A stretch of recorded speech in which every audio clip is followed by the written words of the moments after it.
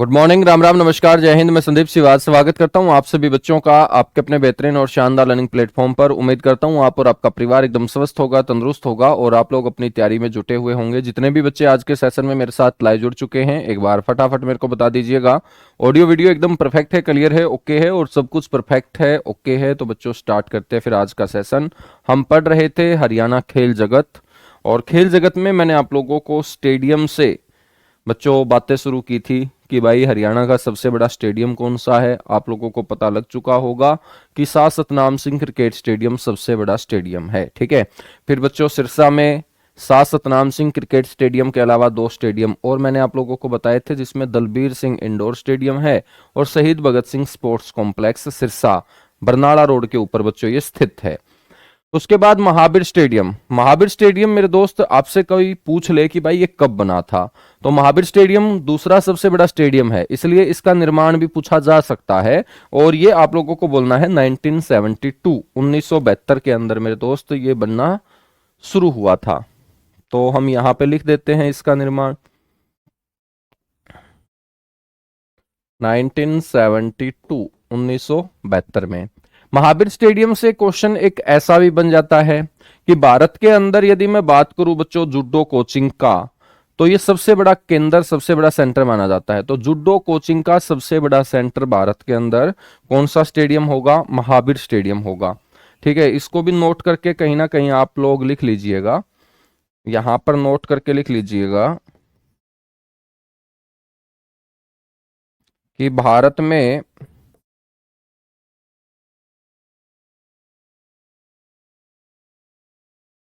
Judo coaching का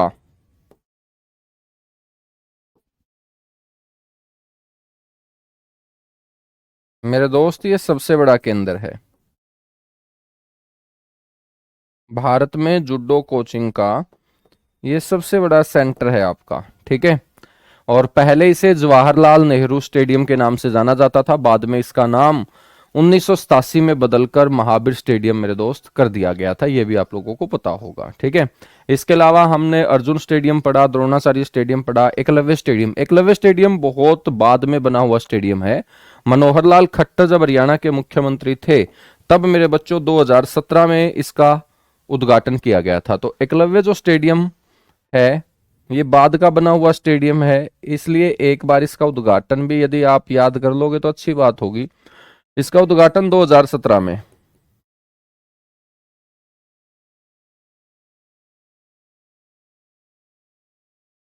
M L Khattar, Manohar Lal Khattar. Manohar Lal Khattar आप सभी जानते होंगे, केंद्रीय कैबिनेट मंत्री हैं बच्चों, जिन्होंने हांसी में गणतंत्र दिवस के अवसर पे ध्वजारोहण, झंडा फहराने का भी काम किया है। हांसी जो जिला बना है, तो हांसी जिले में पहला गणतंत्र दिवस मनाया गया। तो वहां से क्वेश्चन पूछा जा सकता है आपके एग्जाम में कि भाई वहां पर किसने ध्वजारोहण किया, तो आप बोलेंगे केंद्रीय कैबिनेट मंत्री मनोहर लाल खट्टर। बच्चों 2017 में मुख्यमंत्री होते थे और इन्होंने एकलव्य स्टेडियम का उद्घाटन किया था। नवदीप स्टेडियम हम पढ़ चुके हैं, राजीव गांधी के नाम पे सबसे बड़ा स्पोर्ट्स कॉम्प्लेक्स रोहतक में है। बंसीलाल क्रिकेट स्टेडियम आप सभी जानते हैं, सचिन तेंदुलकर ने अपना अंतिम रणजी मैच यहीं पर खेला था 2013 के अंदर। लाहली गांव रोहतक के अंदर यह बना हुआ है। बीबीसी भिवानी बॉक्सिंग क्लब बड़ा इंपॉर्टेंट है, 2003 के अंदर इसकी स्थापना हुई थी। हवा सिंह की याद में ये जगदीश सिंह ने मेरे दोस्त बनाया था, ये भी आप लोगों को याद रख लेना है। नेशनल बॉक्सिंग एकेडमी बड़ा इंपॉर्टेंट क्वेश्चन बनेगा, 2017 में इसकी स्थापना हुई है और उस समय के खेल मंत्री विजय गोयल इसका उद्घाटन करके बच्चों गए थे। इसके अलावा हम और स्टेडियम पढ़ते हैं ना, सारे के सारे स्टेडियम को निपटा देते हैं आज। नेक्स्ट आपको ध्यान रखना है Sai, sports authority of India.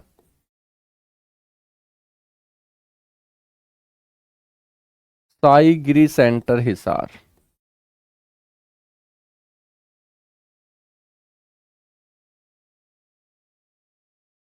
तो आपसे पूछ लेगा कि गिरी सेंटर साई कहां पर है, आप लोग बोलेंगे ये हिसार के अंदर है, ठीक है। मेरे दोस्त यहां पर स्थापना वगैरह तो नहीं पूछता है, 2001 के अंदर इसकी स्थापना की गई थी।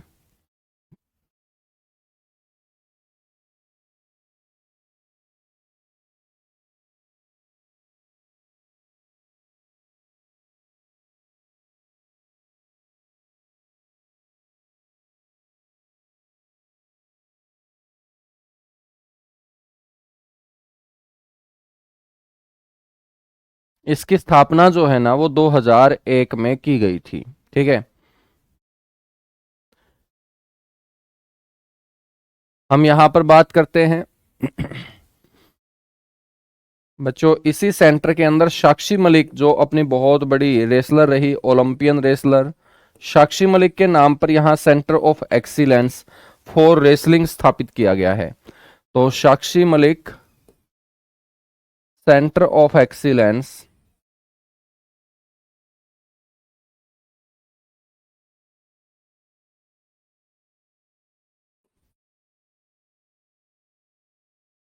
Centre of excellence for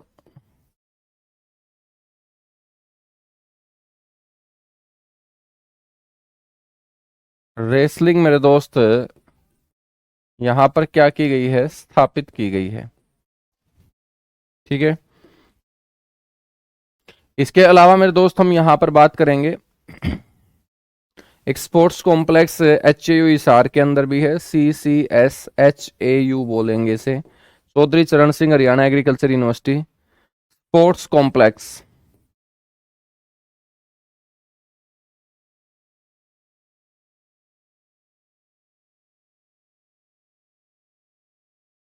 Hisar बच्चों, भिवानी के अंदर एक बहुत बड़ा स्टेडियम है जिसका नाम है भीम स्टेडियम।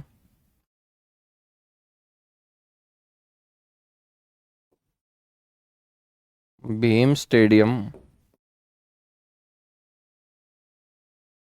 तो भीम स्टेडियम है मेरे दोस्त भिवानी में।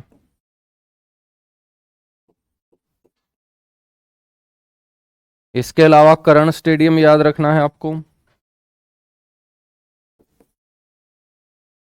करण स्टेडियम कहाँ है, करनाल के अंदर। करनाल के साथ ही पानीपत है, बिल्कुल है। तो वहां पर आपको शिवाजी स्टेडियम याद रखना है। छत्रपति शिवाजी स्टेडियम हरियाणा में कहाँ होगा सर जी, पानीपत के अंदर होगा। बच्चों, यमुनानगर का भी एक स्टेडियम पूछा जाता है जिसका नाम है बिल्ट। बिल्ट जो है ना, ये फुटबॉल खेल से संबंधित स्टेडियम होगा। तो कई बार ऐसे भी पूछा गया है कि बिल्ट स्टेडियम का संबंध कौन से खेल से है, तो आप बोलेंगे बिल्ट जो स्टेडियम है ये फुटबॉल का स्टेडियम है, यमुनानगर के अंदर मेरे दोस्त ये स्थित है। ठीक है, पंचकुला के अंदर भी स्टेडियम है बच्चों, जहां पर आपकी पुलिस की फिजिकल PMT और PST आपका यदि पंचकुला में हुआ तो इसी स्टेडियम में होगा जिसका नाम है ताऊ देवीलाल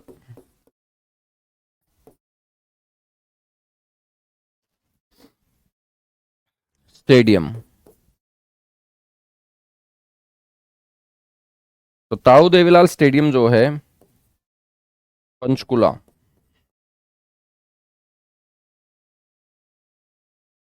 ठीक है, इसके अलावा मेरे दोस्त हम बात करें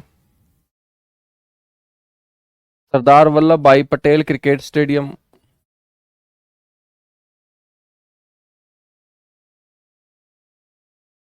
सरदार वल्लभ भाई पटेल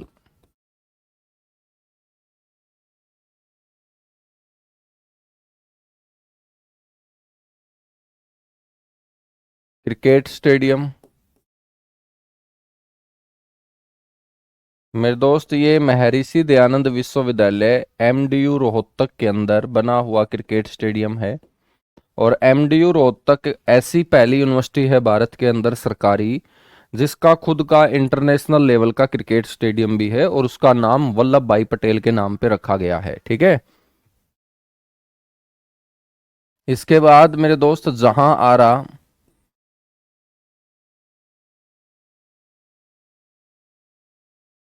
बाग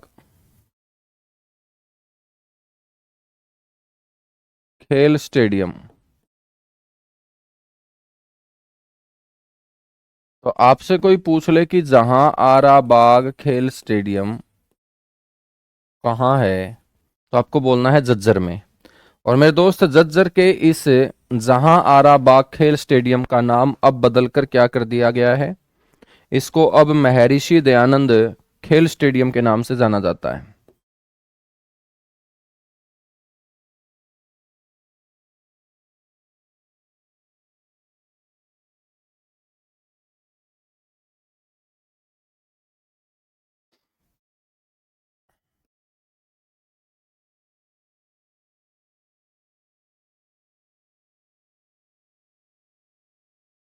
महर्षि दयानंद खेल स्टेडियम के नाम से इसे जाना जाता है। ब्लर हो रहा होगा, एक सेकंड रुकिएगा। अब नहीं होगा। तो जहांरा बाग खेल स्टेडियम का नाम महर्षि दयानंद खेल स्टेडियम किया गया है। बच्चों, जज्जर के छुडानी गांव से ही आते हैं वीरेंद्र सहवाग। और यहां पर मेरे दोस्त भूपेंद्र सिंह हुड्डा जब हरियाणा के मुख्यमंत्री हुआ करते थे, तब सहवाग को यहां एक क्रिकेट एकेडमी खोलने के लिए प्रेरित किया था। जमीन उपलब्ध करवाई गई थी। तो सहवाग क्रिकेट एकेडमी भी आपसे पूछ ले कि कहाँ है, ये भी जज्जर में है। ठीक है। इसके बाद दोस्त राव तुलाराम खेल स्टेडियम याद रखेंगे।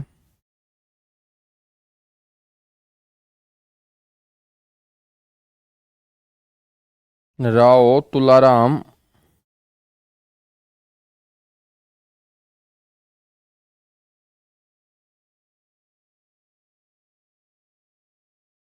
खेल स्टेडियम आप याद रखेंगे। राव तुलाराम जो खेल स्टेडियम है, ये कहां पर है?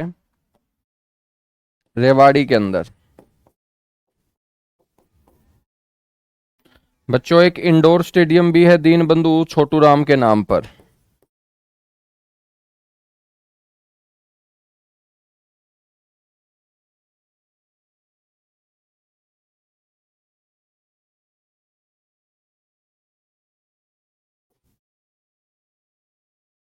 दीनबंधु छोटू राम इंडोर स्टेडियम,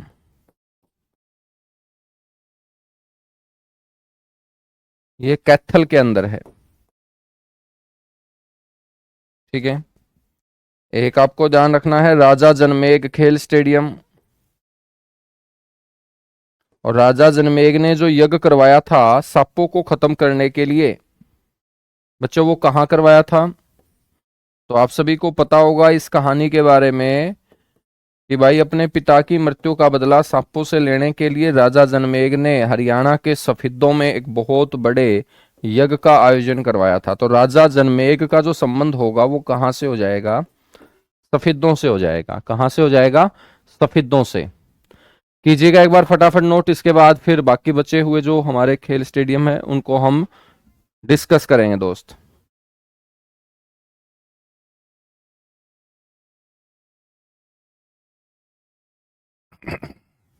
बहुत बढ़िया, बहुत बढ़िया। द्रोणाचार्य स्टेडियम पढ़ चुके हैं भाई, हम पढ़ चुके हैं। हाँ, दीनबंधु छोटूराम के नाम पे एक रेसलिंग एकेडमी भी है, वो पढ़ाऊंगा मैं अभी आपको। आ, वो खरखोदा गांव सोनीपत के अंदर, या खरखोदा जो कस्बा है सोनीपत का, वहां पर है। ये हम पढ़ेंगे।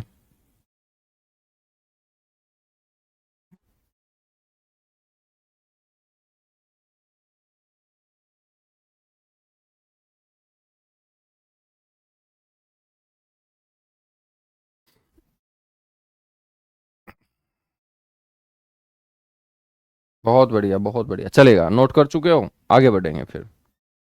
एक आपको ध्यान रखना है बेटा, सिवा, एक गांव है सिवा। सिवा गांव के अंदर भी एक स्टेडियम है जिसको हम सिवा खेल स्टेडियम बोलते हैं।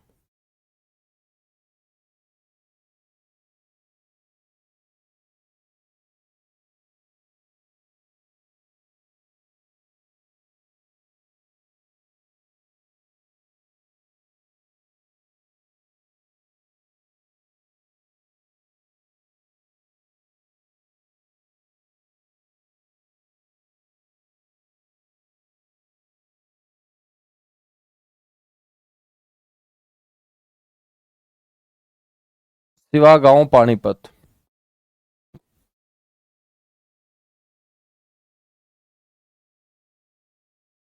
एक आपको रेसलिंग एकेडमी भी याद रखनी है, दीनबंधु छोटू राम।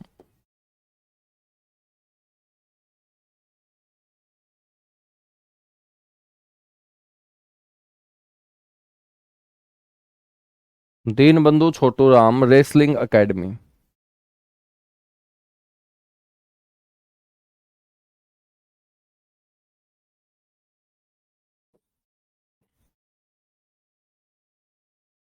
बच्चों ये खरखोदा,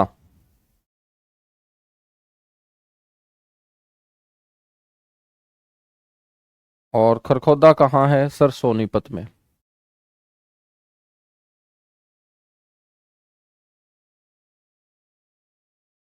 खरखोदा सोनीपत के अंदर, ठीक है।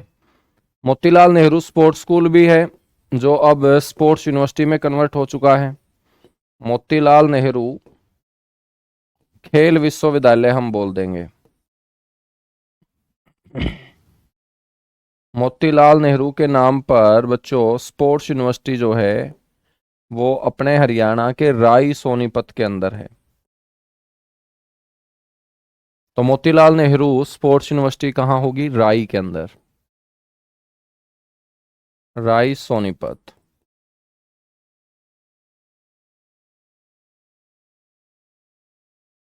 राई सोनीपत, ठीक है।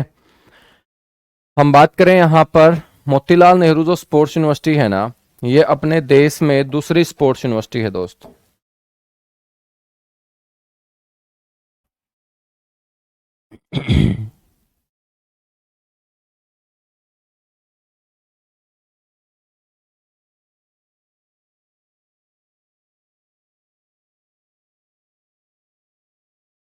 देश का दूसरा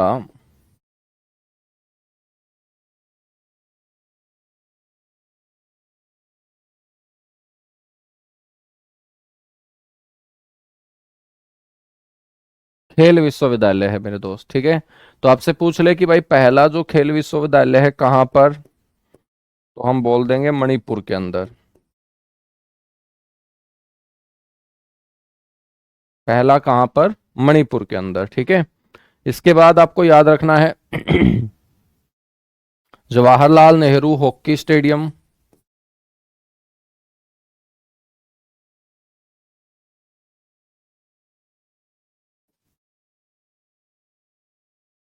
जवाहरलाल नेहरू हॉकी स्टेडियम।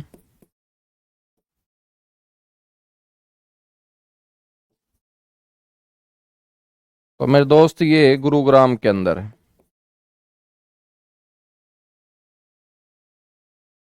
गुरुग्राम में चौधरी देवीलाल के नाम पर भी खेल स्टेडियम है, पंचकुला में भी है और गुरुग्राम में भी है बच्चों, देवीलाल के नाम पर।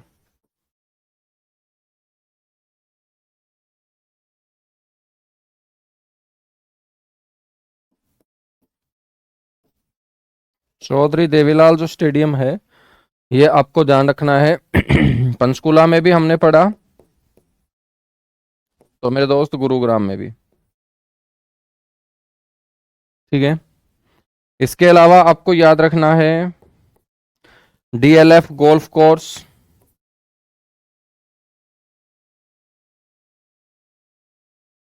डीएलएफ गोल्फ कोर्स बच्चों ये भी कहाँ है सर? गुरुग्राम में है, ठीक है। डीएलएफ गोल्फ कोर्स आपका कहाँ होगा मेरे दोस्त? गुरुग्राम के अंदर होगा, ठीक है। एक आपको ये भी ध्यान रखना है कि 22 एकड़ जमीन के अंदर अंबाला कैंट में एक 1857 की क्रांति में शहीद हुए सैनिकों को याद करने के लिए मेमोरियल पार्क बनाया गया, वॉर हीरोज मेमोरियल। और मेरे दोस्त इस मेमोरियल पार्क के अंदर स्टेडियम भी बने हुए हैं, इंडोर गेम के भी स्टेडियम है, आउटडोर गेम के भी हैं। तो वॉर हीरोज मेमोरियल खेल परिसर sports complex Ambala cantt.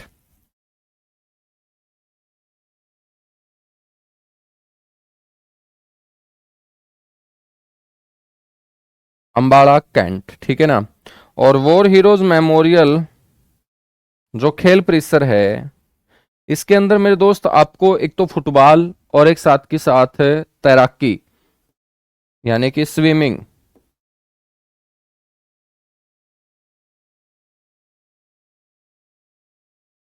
Football और तैराकी।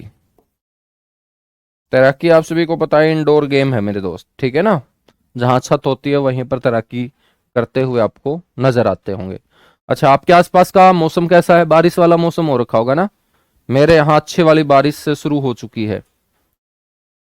आपके यहाँ भी हो चुकी होगी, है भाई? बताइएगा।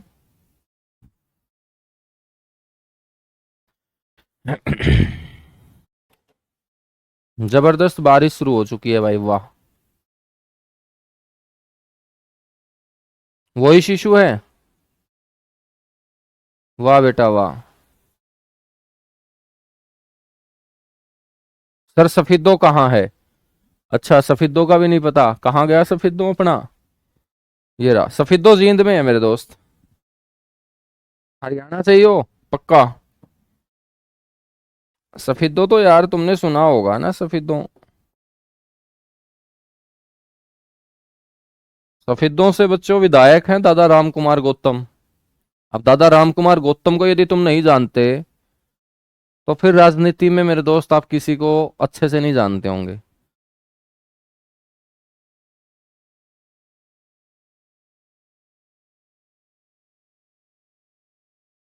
अच्छा, बारिश आई नहीं अभी, आ जाएगी बेटा, कोई दिक्कत नहीं है, बारिश हर जगह आएगी।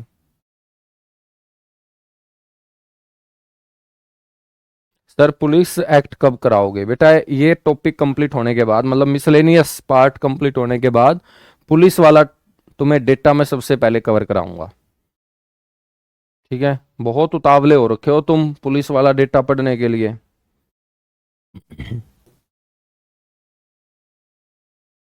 बच्चों उसके बाद एक दो गोल्फ कोर्स और पढ़ लेते हैं हम, कंट्री क्लब।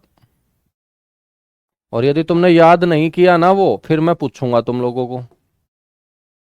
अब तो तुम पुलिस पुलिस वाला डाटा बोल रहे हो जो मैं पढ़ाऊंगा, और जब तुमने याद नहीं किया तो फिर मैं पूछने वाला हूं तुम्हें, ठीक है? Country club.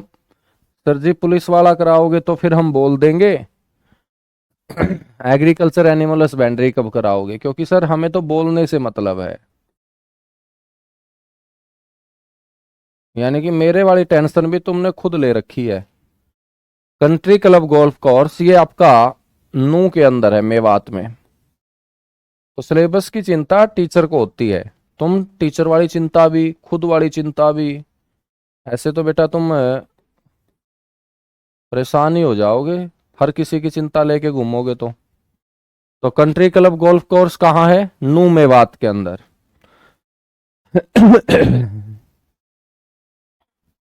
अब हम बात करते हैं यहाँ पर एक और गोल्फ कोर्स, जो सबसे बड़ा गोल्फ कोर्स है अपने हरियाणा का।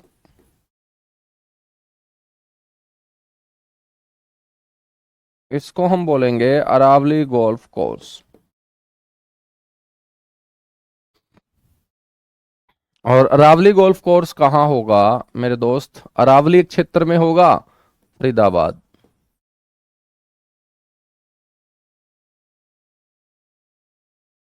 फरीदाबाद।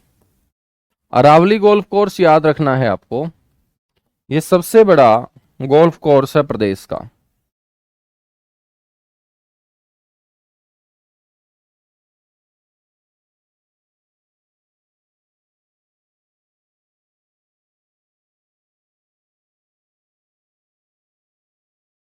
प्रदेश का सबसे बड़ा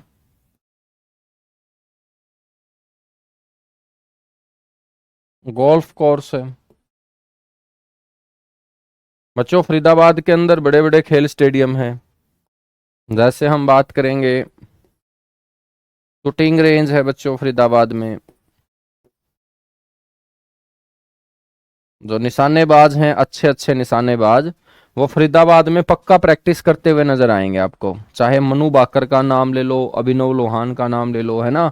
तो शूटिंग रेंज जो है ना वो कहाँ है? फरीदाबाद में।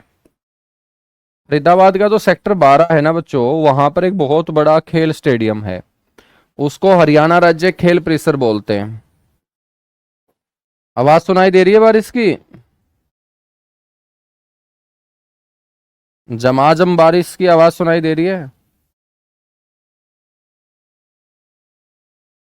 ओले आए हैं भाई साहब, ऐसे बात मत बोलो तुम, ओले आले तो आए नहीं है। बाकी बारिश एक नंबर आ रखी है। हरियाणा राज्य खेल परिषद।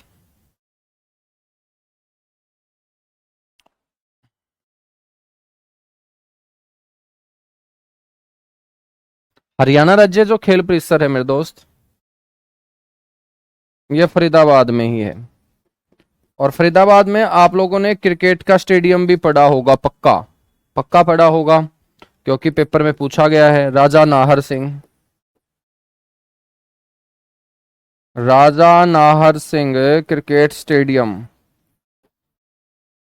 बच्चों, राजा नाहर सिंह 1857 की क्रांति में बल्लभगढ़ रियासत के शासक थे। उन्हीं के नाम पर क्रिकेट स्टेडियम है। जो ओल्ड फरीदाबाद का बस स्टैंड है उसके दीवार के दीवार लगती है मेरे दोस्त,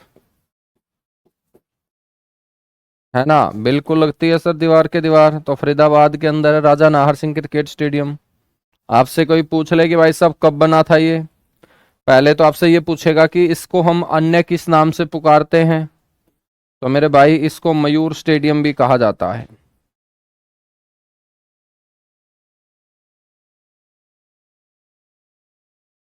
फिर तुमसे पूछा जा सकता है कि ये कब बना था, तो हम बता देंगे कि सर ये बना था 1981 में। निर्माण कब हुआ था इसका? 1981 में। फिर मेरे दोस्त यहाँ पर मैच खेले जाने स्टार्ट हुए होंगे, बिल्कुल। तो यहाँ पर रणजी मैच हुआ, और रणजी मैच में अपने स्टेडियम में अपने हरियाणा की टीम ना हो, ऐसा हो ही नहीं सकता। तो बच्चों, जो पहला रणजी मैच हुआ 1982 में, 1982 के अंदर बच्चों रणजी मैच यहाँ हुआ। ठीक है।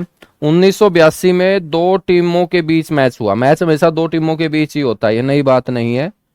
कहीं तुम ये बात भी लिख लो कि दो टीमों के बीच मैच हुआ, ठीक है ना, मैच हमेशा दो टीम के बीच ही होता है बेटा। और एक टीम थी अपने हरियाणा की, बहुत बढ़िया। और दूसरी साइड जो टीम थी ना, वो थी बच्चों सर्विसेज की। और आपको पता होगा कि हम हरियाणा वाले क्रिकेट इतना अच्छा नहीं खेलते थे उस समय। हम कबड्डी और कुश्ती के मारथी हुए हमेशा। तो बच्चों, यहां पर जीत जाती है सर्विसेज की टीम, ठीक है ना। फिर हमने बोला कि यार ऐसे तो मजा नहीं आएगा, यहाँ इंटरनेशनल मैच भी होना चाहिए, क्योंकि स्टेडियम बहुत अच्छा है। तो फिर मेरे दोस्त पहला अंतर्राष्ट्रीय मैच खेला गया यहाँ पर। प्रथम अंतर्राष्ट्रीय मैच, भाई साहब, पहला अंतर्राष्ट्रीय मैच यहाँ 1988 में खेला गया। अब सीधी सी बात है कि दो टीमों के बीच ही खेला गया होगा।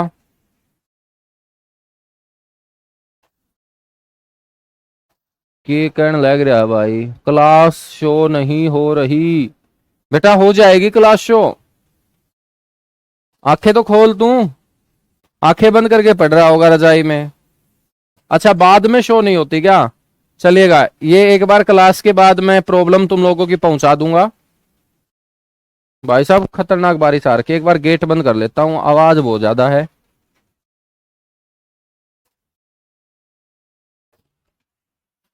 हाँ, बारिश बहुत जबरदस्त है। और मैं तो बोलता हूँ कि काश ये जून का महीना होता तो बच्चों अभी हम नहाने निकल लेते इस बारिश में। ठीक है, अभी तो निकलना मत। कहीं मैंने नहाने का बोल दिया है तो सारी लड़कियां बारिश के पानी में नहाना शुरू कर दो। और फिर सुबह सुबह बेटा दोनों नाक जो है ना वो बहना स्टार्ट हो जाए। और लड़कियों के तो बिल्कुल भी अच्छा नहीं लगता नाक का बहना। लड़के तो फिर भी बहुत स्मार्ट दिखते हैं, उसमें भी स्मार्ट दिखते हैं। देखो, नाक बहेगी तब भी लड़के स्मार्ट दिख जाते हैं, ये गॉड गिफ्टेड होता है। 1988 के अंदर हम यहाँ चर्चा कर रहे हैं दोस्त कि मैच हुआ था किस किस के बीच। भाई मैच हुआ था गुरुजी, एक तो अपनी टीम होगी, बिल्कुल इंडिया की टीम होगी। अंतर्राष्ट्रीय मैच में तो हरियाणा थोड़ी होगा, इंडिया ही होगा। और एक side West Indies, West Indies वाले मेरे दोस्त। और यहां पर जीत किसकी हुई? भाई साहब, ये वेस्ट इंडीज वाले उस समय बड़े खूंखार होते थे, छोड़ते नहीं थे किसी को भी। तो जीत हुई वेस्ट इंडीज की।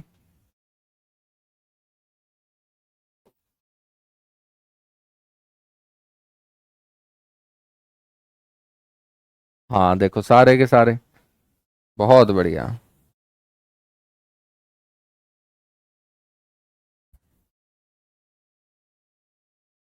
गुरुजी जाड्डा हो गया है तो क्या बात होगी बच्चों, जाड्डा हो गया है तो अपने तो रजाई है, कंबल है घरा। और जे कंबल नहीं है तो फिर कंबल बांटने का काम करा भाई, ठीक है। कंबल कुंबल है घरा तो जाड्डा तो क्या डरना है। जाड्डा तो डरे बच्चों अपने घर वाले, क्योंकि कमा के कौन लेके आऊं अपने घर वाले। आपे तो आराम से रजाई में बैठ के मोबाइल में देखा हाँ पढ़ा हाँ, तो आपा ना जाड्डा तो किसा डर है ना। तो जाड्डा तो डर लगना चाहिए अपने घर वाले ने, जो सुबह 4 बजे उठते हैं और रात को 8 से 9 बजे के आसपास उनको वो चारपाई नसीब होती है। अपने को तो सारा दिन बच्चों खाट तोड़नी है, रजाई के अंदर पड़े रहना है ना। तो अपना जाड्डा के बिगाड़ लेगा, अपना कुछ नहीं बिगाड़ेगा जाड्डा। उसके बाद आपे बात करा अंतिम रणजी मैच। अंतिम रणजी मैच तो रहने दो, अंतिम अंतरराष्ट्रीय मैच। बच्चों अंतिम इसलिए बोल रहा हूं कि बाद में आईसीसी और बीसीसीआई ने इस स्टेडियम में मैच न कराने का फैसला लिया। क्यों लिया? क्योंकि इस स्टेडियम के अंदर जल की निकासी का उचित प्रबंध नहीं था। बारिश होने के बाद कई कई महीने यहां मैच ही नहीं हो पाता था। अंतिम मैच हुआ बच्चों भारत और इंग्लैंड के बीच, और अंतिम मैच में बच्चों हमने बहुत जबरदस्त खेल खेला। इंग्लैंड को बच्चों भगा भगा के पेला हमने, ठीक है, बहुत जबरदस्त खेल खेला। और जीत किसकी हुई? भारत की। और भारत ऐसा जीता कि दोबारा कभी मैच ही नहीं हुआ। अब जब खट्टर हरियाणा के मुख्यमंत्री थे तो खट्टर ने बोला कि भाई एक ही तो स्टेडियम था हमारे पास जहां पर अंतरराष्ट्रीय मैच हम होता हुआ देख पाते थे। तो ऐसा थोड़ी है कि जल की निकासी ना हो तो मैच ही बंद कर दो तुम। जल की निकासी का उचित प्रबंध किया जाएगा। और दोबारा से मेरे दोस्त इसको सिडनी क्रिकेट ग्राउंड की तर्ज पर बनाया जाना शुरू किया गया। तो दोबारा ध्यान रखना है, सिडनी क्रिकेट, सिडनी तो समझते होंगे, बिल्कुल जानते हैं जी सिडनी। सिडनी हमारे परिवार वाले रहते हैं बेटा, वो सिडनी नहीं है ये, ठीक है, सिडनी ऑस्ट्रेलिया का शहर है। तो सिडनी क्रिकेट ग्राउंड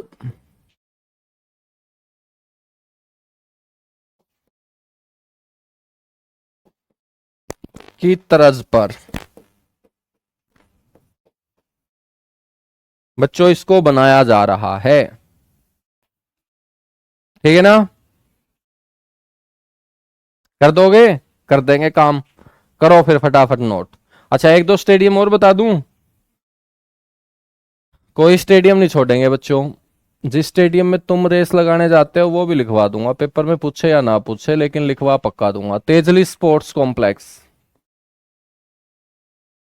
बताओ फटाफट कहां पर है तेजली नाम से स्पोर्ट्स कॉम्प्लेक्स।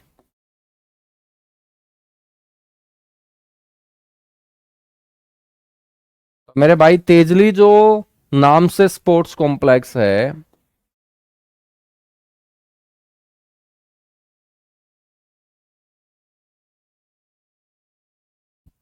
ये यमुनानगर के अंदर है। कहाँ है? यमुनानगर के अंदर है, याद रखोगे, ठीक है। मैं आप लोगों से क्वेश्चन यहां पर जबरदस्त पूछूं तो लगभग सारे के सारे बच्चे डह जाएंगे उस क्वेश्चन के आंसर को देने में ही। मैं आपसे पूछूं मेरे दोस्त कि प्रदेश का सबसे पुराना गोल्फ क्लब कौन सा है? कौन बच्चा मेरे को उत्तर देगा, बताएगा फटाफट,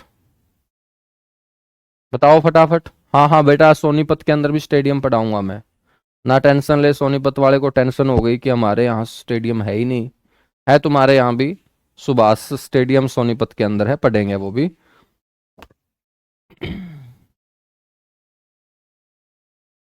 वाह भाई वाह, सबसे पुराना गोल्फ क्लब कौन सा है? नहीं पता है, मेरे को पता था तुम्हें, ठीक है। उसको बोलेंगे खड़गा गोल्फ क्लब।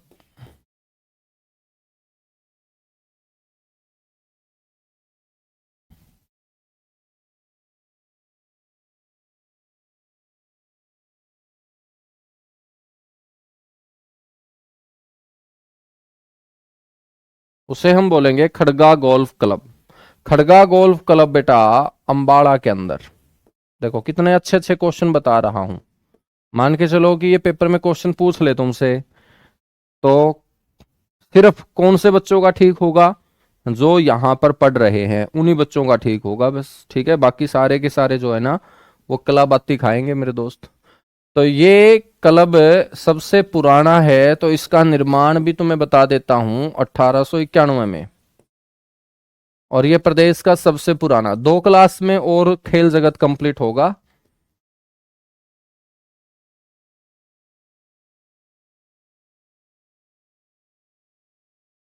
तो प्रदेश का सबसे पुराना,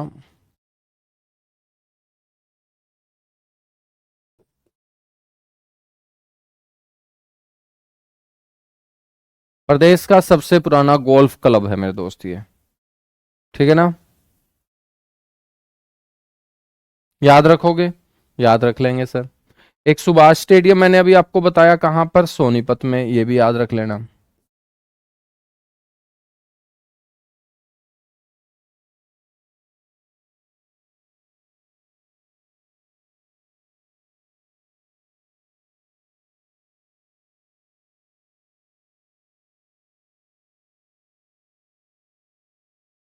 सुभाष स्टेडियम बेटा कहाँ है? सोनीपत में। करो फटाफट नोट, उसके बाद आगे बढ़ेंगे।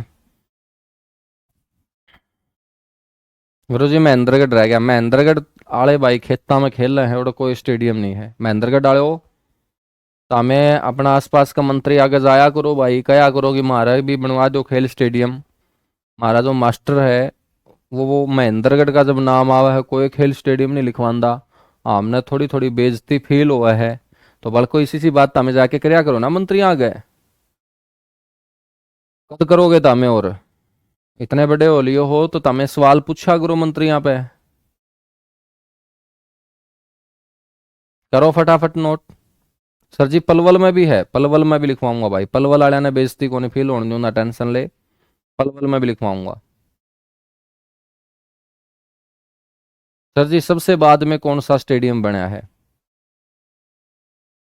कसुत्ता जुलमी छोरा है भाई, इसे से क्वेश्चन पूछा करे यार। हाँ एक स्टेडियम बनया है। अच्छा तो हमने बताओ हरियाणवी में मजा आवा है तो हमने हिंदी में बच्चों पढ़ दो नहीं मजा आवा है। मैंने कई बार नू लग गया है कि कदे कोई मेरी शिकायत कर दे आगे कि हरियाणवी में पढ़ा हुआ है।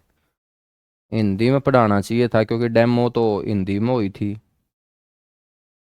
इस डाल के, हाँ लड़के तो कौन करते, एक दो लड़की जो है ना इस डाल की बात कर ले है कमेंट में।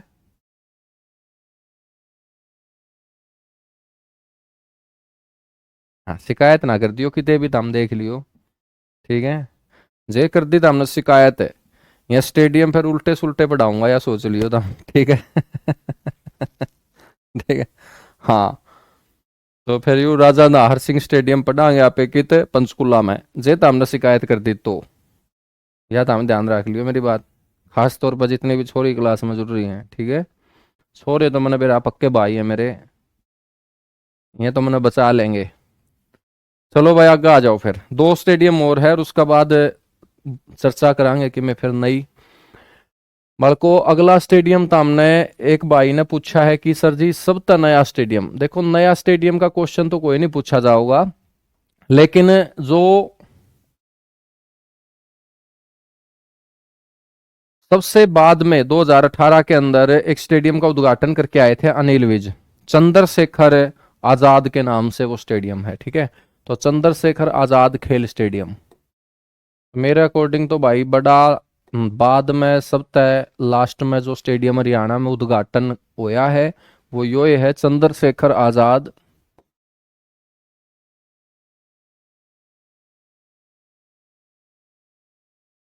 खेल स्टेडियम। ये फरीदाबाद के अंदर उद्घाटन हुआ था। सापुर गांव है कोई फरीदाबाद में, कोई बच्चा फरीदाबाद से जुड़ा हुआ है तो शायद वो बता भी दे कि ऐसा गांव है सर।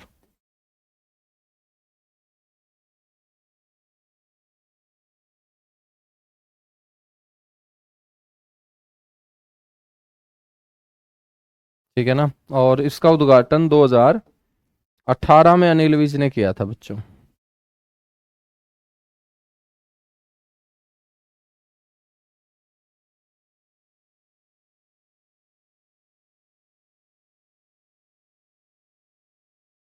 उद्घाटन वर्ष 2018, अनिल विज द्वारा। एक नेताजी सुभाष चंद्र बोस के नाम पर भी स्टेडियम पढ़ लेना पलवल के अंदर।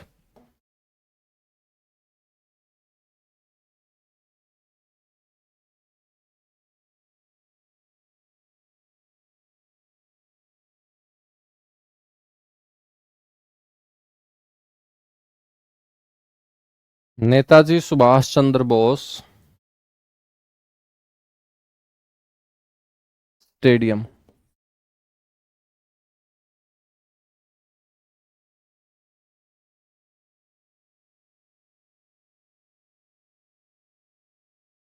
बच्चों वो कहाँ है? सर वो पलवल के अंदर है। ठीक है, तो सारे स्टेडियम मेरे दोस्त हो चुके हैं। सर जी सिलेबस कब होगा? बेटा मोबाइल बंद कर दे, सिलेबस आज ही कंप्लीट। ठीक है, ये भी कोई पूछने वाली बात है? मोबाइल में ही तो देख रहा होगा ना, पकड़ के थोड़ी बैठा रखा है रजाई में कि पढ़ना ही पड़ेगा। किसने बोला है पढ़ना पड़ेगा? पढ़ाई से अच्छा और माध्यम है हमारे पास जिंदगी में आगे बढ़ने का, तो क्यों पढ़े हम? ठीक है, क्यों दिमाग खराब करें हम, क्यों दिमाग को परेशान करें हम? है ना? तो यदि सिलेबस सिलेबस पूछने की आदत है तो क्या जरूरी है पढ़ना? कोई जरूरी नहीं है पढ़ना। ठीक है, हाँ, यदि पढ़ाई के अलावा जिंदगी में आगे बढ़ने के और माध्यम है तुम्हारे पास तो उनको अपनाओ ना। और मोबाइल बंद कर दे, बस आंख बंद कर ले, हो गया सिलेबस। आगे आ जा।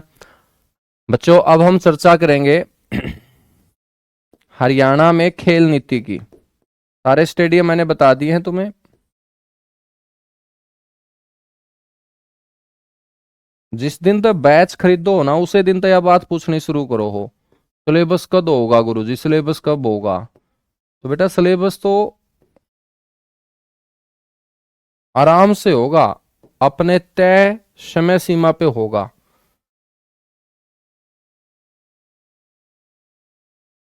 कई बार का ना छेड़ दो नहीं मजा आवा है नू, मास्टर ने छेड़ लिया एक बार इस डाल के क्वेश्चन करके, है ना? तमने नु बेरा होना चाहिए जे मैं तमने छेड़न लग गया। हालांकि मैं तो के छेड़ सकूं तमने, इतने दूर बैठा। तो बल्कि तामे जो छेड़ो ना कमेंट कर करके, तो तामने नु बेरा होना चाहिए कि पुलिस की तैयारी करो तामे, तो छेड़छाड़ की बेरा कौन सी धारा लग गया करा है बताइयो कमेंट में एक बार। हाँ तो वह धारा लगवा दूंगा तारा ऊपर, या सोच लो।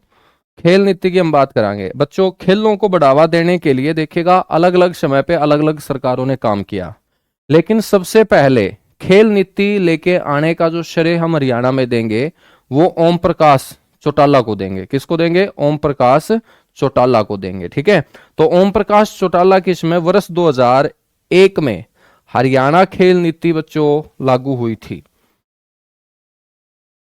तो याद रखना है। मैं आपको तीन खेल नीति यहां बता रहा हूं। एक हरियाणा खेल नीति 2001,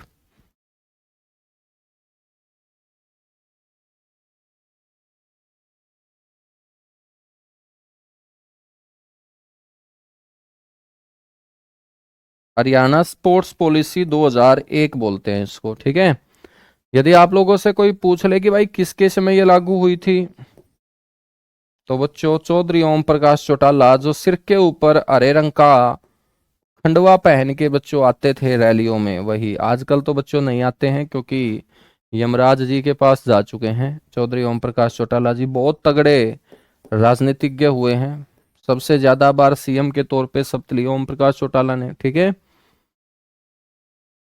तो उस समय मुख्यमंत्री थे ओम प्रकाश चौटाला।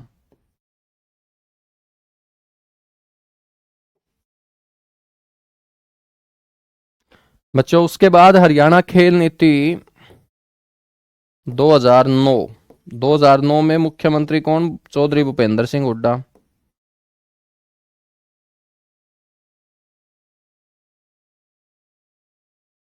हरियाणा खेल नीति 2009। बल्कि इस टाइम जो हरियाणा के मुख्यमंत्री वो कौन भाई? चौधरी भूपेंद्र सिंह हुड्डा। तो याद रख लियो दोस्तों, चौधरी भूपेंद्र सिंह हुड्डा के समय खेल नीति आई थी 2009 में। ठीक है, और उसके बाद अपना जो काका है, अब हरियाणा का, पूरा हरियाणा का काका कौन है बच्चों? मनोहर लाल खट्टर। तो पूरे हरियाणा का काका मनोहर लाल खट्टर नई खेल नीति लेके आया 2015 में। हरियाणा में नई खेल नीति, और काका खट्टर ने सारे खिलाड़ियों की मौज कर दी बच्चों। पक्का खिलाड़ी है काका खट्टर भी। तो हरियाणा में नई खेल नीति 2015। काका खट्टर लिख दूं बच्चों? लिख दूं, चलो कोई ना। काका मनोहर लाल खट्टर। कई बालक तो कहते हैं क्लास में कि गुरुजी काका ना कया करो, मन ने शर्म आवे है। भाई काका कया है, को जेठ थोड़ी कया है कि शर्म आओगी। जेठ मनोहर लाल खट्टर थोड़ी कया, काका मनोहर लाल खट्टर, क्योंकि पंजाबियों में मेरे दोस्त काका ही बोलते हैं, ठीक है ना। हाँ, तो काका मनोहर लाल खट्टर याद रखेंगे, याद रख लेंगे जी। अब काका मनोहर लाल खट्टर ने खिलाड़ियों की कर दी मौज। बच्चों यहां पर हम बात करेंगे, यह पॉलिसी सबसे ज्यादा फायदेमंद रही उन खिलाड़ियों के लिए जो पार्टिसिपेट करते हैं ओलंपिक में। किसमें? ओलंपिक में। तो ओलंपिक वैसे तो हर प्रकार के खेलों में मेरे दोस्त ये लागू हुई,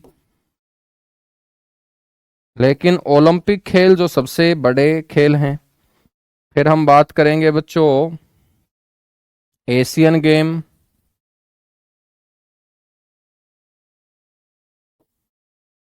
फिर मेरे दोस्त कॉमनवेल्थ जिसको राष्ट्रमंडल खेल भी बोलते हैं, ब्रिटिश एम्पायर गेम भी इनको बोला जाता है, राष्ट्रमंडल खेल। उसके बाद बच्चों वर्ल्ड चैंपियनशिप,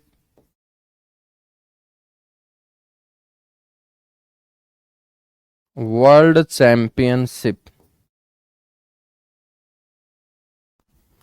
वर्ल्ड चैंपियनशिप के बाद फिर भाई वर्ल्ड कप, वर्ल्ड कप, ठीक है ना।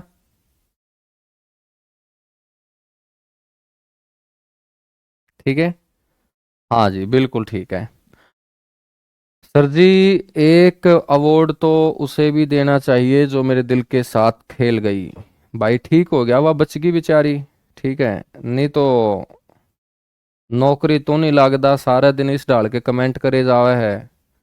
तो भाई साहब ठीक हो गया, वह बेचारी अपना पेंडा छुटा के बिक गई। ठीक है, तो इतना दुखी क्या तो रहा तू, जे वह गल्ला पढ़ भी जावर ना तरह तनु सोच ले कमेंट लिखने का टेम में कौन बचरता रह है। ठीक है, कम तक कम ये इतना टेम तो है, कमेंट कर ले है तू, फटाफट नोट कर। उसके बाद आप स्टार्ट करांगे ओलंपिक खेलों को लेकर के। ओलंपिक खेलों में ये जो खेल नीति है मेरे दोस्त, इसका फायदा किस तरीके से हुआ। बहुत बढ़िया, बहुत बढ़िया। बिल्कुल भाई, अपनी हरियाणा जीके की बुक है दोस्त, डीएनए ऑफ हरियाणा, ठीक है। डीएनए ऑफ हरियाणा 3.0, जिसमें आज तक के हरियाणा के प्रीवियस ईयर क्वेश्चन है विद एक्सप्लेनेशन है। पढ़ के तुम्हें मजा आएगा, आत्मा जो है बच्चों गदगद हो जाएगी जब तुम किताब पढ़ोगे तो।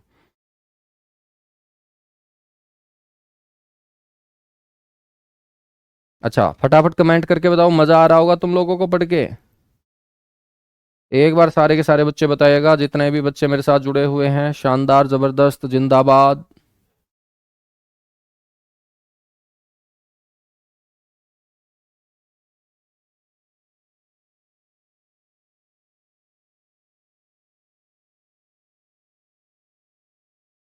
बहुत बढ़िया, बहुत बढ़िया, बहुत बढ़िया। सर जी आपकी राइटिंग बहुत अच्छी है। देख लो बच्चों, इसने आज दिखाई दी है मेरी राइटिंग। कितने दिन हो गए मैंने लिख देना मेरे भाई को, तने आज दिखाई दी है कि मेरे ख्याल से हैं। कसुत्ते बालक हो बताम भी। आ जाओ फिर ओलंपिक खेलों के ऊपर चर्चा करते हैं। हमें सिलेबस की चिंता ना करो, सिलेबस मन्ना पूरा कराना है, पेपर तो पहले पूरा करा दूंगा। और इस डाल का सिलेबस आप पढ़ने लाग रहे हैं जो बिल्कुल काम का है, एग्जाम ओरिएंटेड, फालतू का कुछ नहीं पढ़ाएंगे। थोड़ा बहुत मैं डिटेल तो इसलिए पढ़ा दूं हूँ बालकों की, मना नू डर रहा है कदे इस डाल का क्वेश्चन कदे पूछ ले और फिर मेरे बालक नू कहूंगे कि यू तो मास्टर ने करवाया है को नहीं। तो मैंने इसलिए मेरे दोस्त थोड़ा बहुत गहराई में जाके आपको पढ़ाना पड़ता है, वरना तो देखो खेलों वाला टॉपिक मैं एक क्लास में भी कवर करा सकता हूँ। ठीक है, ओलंपिक खेलों का हम जिक्र करते हैं यहाँ। तो ओलंपिक खेलों में आपको याद रखना है कि जो प्रतिभागी होता है, प्रतिभागी का मतलब जो पार्टिसिपेट करता है खिलाड़ी, जो करता है बच्चों सारा सामान बांध के जहाज में बैठ के ओलंपिक खेलों में खेलने के लिए जाता है। पदक लेके आओ या ना लेके आओ, लेकिन पार्टिसिपेट भी यदि उसने कर दिया तो हरियाणा सरकार नई खेल नीति के तहत 15 लाख रुपए उसके खाते में मेरे दोस्त डाल देती है। ठीक है, तो पार्टिसिपेट खिलाड़ी को 15 लाख रुपए मिलते हैं। जे मेरे दोस्त बढ़िया प्रदर्शन कर दिया उसने, गोल्ड मेडल वो ले आया, फिर तो उन्होंने लगा लो उसकी बच्चों चांदी है, चांदी है। ठीक है, कहने का मतलब क्या होया, उसके मजे मजे हैं बालको। फिर उसने क्या है की जरूरत नहीं जिंदगी में, एक गोल्ड मेडल ले आओ, 6 करोड़ रुपए मेरे दोस्त हरियाणा सरकार बिल्कुल नगद राशि जब उसका सम्मान समारोह होगा उसको देने का काम करती है। बालको जो गोल्ड मेडल नहीं लेके आया, फाइनल में हार गया, वो किसे तय, तो दूसरा नंबर तो आवे आवेगा, और दूसरा नंबर वाला ने मिला कर रजत पदक। और मेरे बालको रजत पदक ले आया ना, तो 2 करोड़ का घाटा हो जाएगा भाई, 4 करोड़ तो मिलेंगे। ठीक है, और जे मेरे बालको तीसरा नंबर पे आ गया, उसने कह देंगे कांस्य पदक, ब्रॉन्ज मेडल, तो भाई साहब 2.5 करोड़ रुपए कांस्य पदक वाले को भी मिलेंगे। हाँ, ये तो रुपये हैं बालको, उसके अलावा कुरकुरे, ठंडे, ठीक है, और बहुत खान पीन की चीज मिल जाए।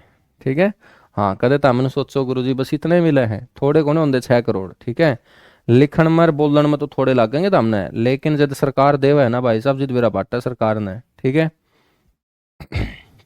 अच्छा ये ओलंपिक खेल भी हैं, और कई बार मेरे दोस्त के होगा कि पैरा ओलंपिक। हाँ सेम राशि है, अलग अलग नहीं है, ओलंपिक और पैरा ओलंपिक।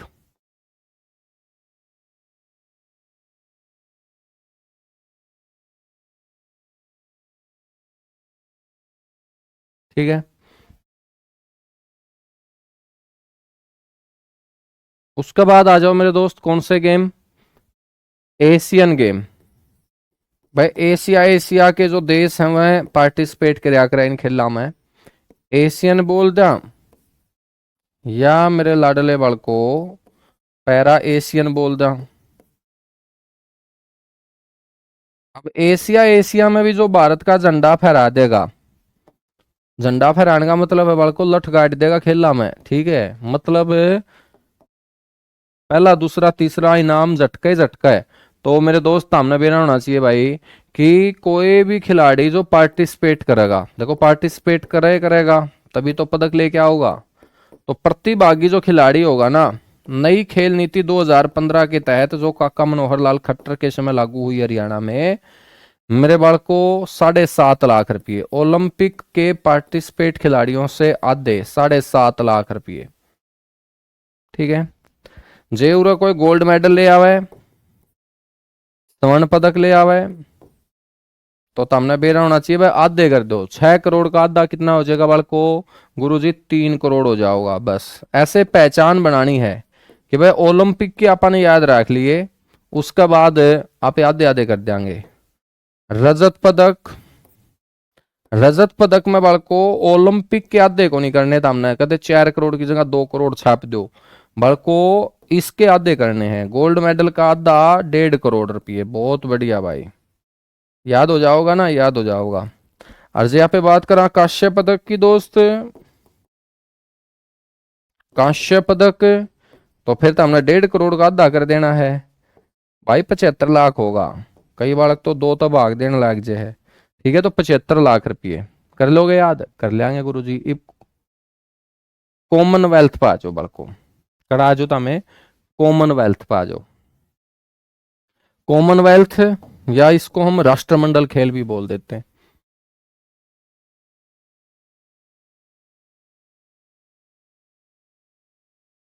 कॉमनवेल्थ राष्ट्रमंडल खेल, कई बार वो कॉमनवेल्थ नहीं लिखता है, राष्ट्रमंडल लिख देता है, तो उसमें तुम उलझ जाते हो।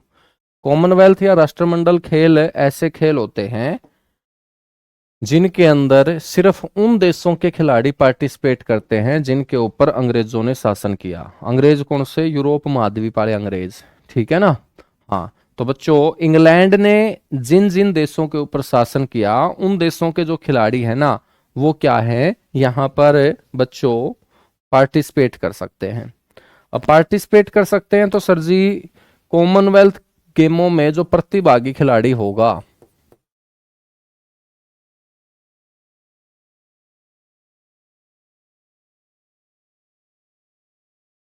बालक को कितने रुपये देवांगे, उसने 7.5 लाख रुपये दे देंगे भाई छोरा।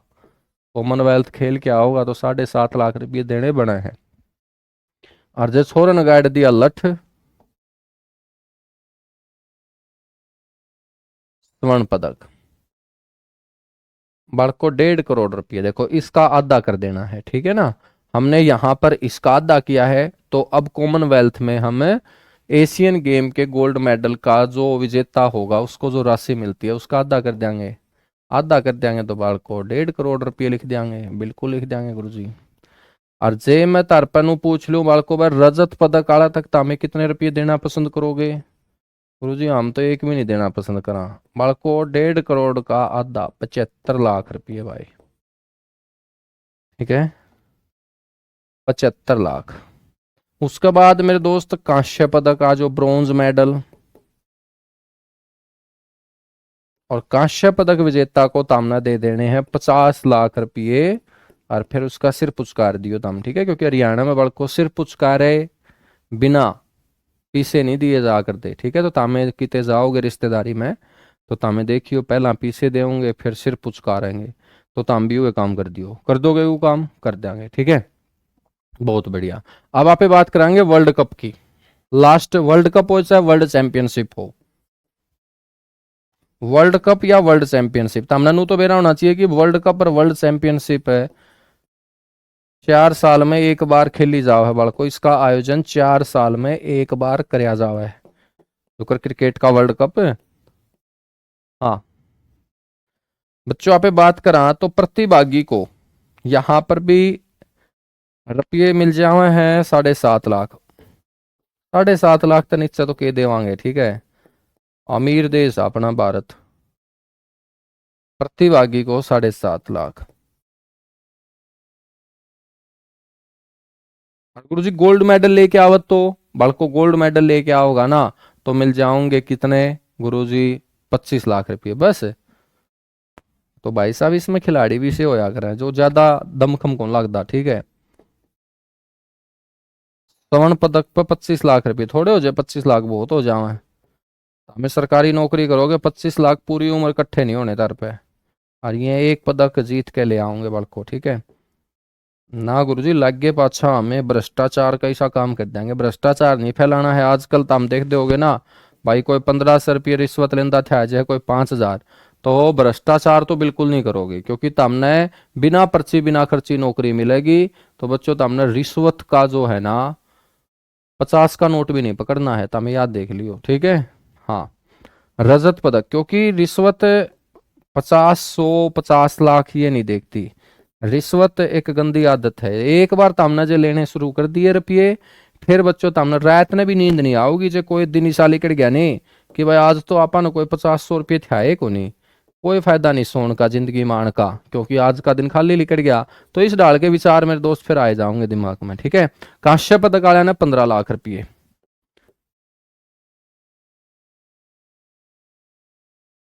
ठीक है भाई। तो आज का अपना यो टॉपिक हो गया है पूरा कंप्लीट। शायद कल आपकी क्लास नहीं होगी, कल मैं एक फंक्शन में रहूंगा और फिर परसों से हम मिलेंगे, ठीक है चलेगा। Thank you, bye bye, love you आप सभी को।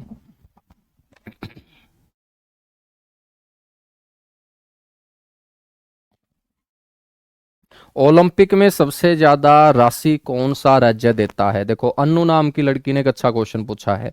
तो अन्नू पहले अपना हरियाणा राज्य सबसे ज्यादा राशि देता था खिलाड़ियों को, लेकिन अब जब से दिल्ली की मुख्यमंत्री बनी है अपने हरियाणा के जुलाना की बेटी रेखा गुप्ता, नंदगढ़ गांव की, उसने एक घोषणा कर दी कि हमें हरियाणा तो भी ज्यादा पैसे देवांगे। तो आज दिल्ली ऐसा क्षेत्र बन चुका है, केंद्र शासित प्रदेश है, जो भारत में ओलंपिक पदक विजेताओं को सबसे ज्यादा राशि देने का काम करेगा।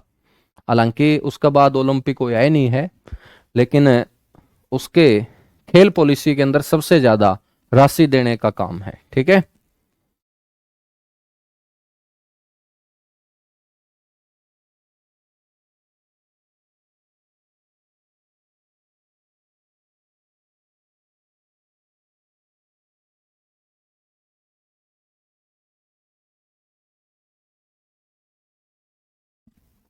भाई साहिल दोनों ऑप्शन में नहीं आएंगे दोस्त, दोनों ऑप्शन में नहीं आएंगे।